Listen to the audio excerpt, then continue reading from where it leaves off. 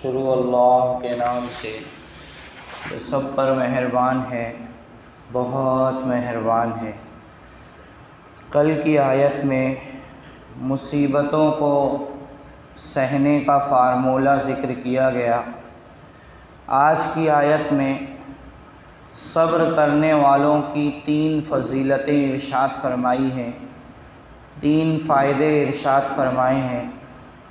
اور صبر بھی اس وقت جب مصیبت کی خبر سنیں فوراً صبر آ جائے، جس کو حدیث میں یوں کہا گیا ہے الصبر عند الصدمۃ الاولی، جب مصیبت دل سے پہلی مرتبہ ٹکرائے اس وقت اگر اپنے آپ کو قابو میں رکھے، آنسو بہانے کے علاوہ شور نہ مچائے، رونا چلانا نہ شروع کر دے، شکوہ شکایت نہ کرے، بلکہ دل ہی دل میں روئے، آنسو بھی بہے لیکن چلائے نہ، واویلا نہ کرے، نوحہ اور گریہ و زاری اور سینے کو نہ پیٹے، تو پھر اس وقت اللہ تبارک و تعالیٰ کی طرف سے خصوصی رحمتیں ایسے شخص پر نازل ہوتی ہیں۔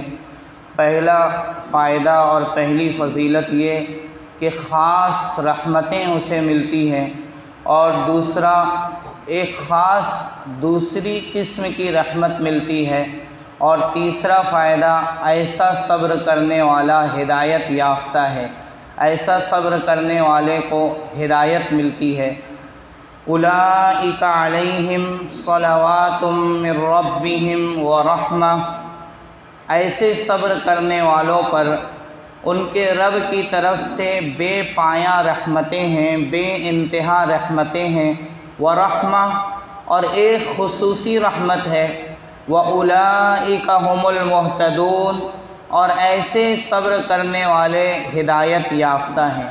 اللہ تبارک و تعالی ہم سب کو بھی ایسا صبر نصیب فرمائے ہر مصیبت کے وقت۔ سبحان اللہ و بحمدہ، سبحانک اللہم و بحمدک، نشہد ان لا الہ الا انت، نستغفرک و نتوب الیک۔ سبحان ربک رب العزۃ عما یصفون، وسلام علی المرسلین، والحمد للہ رب العالمین۔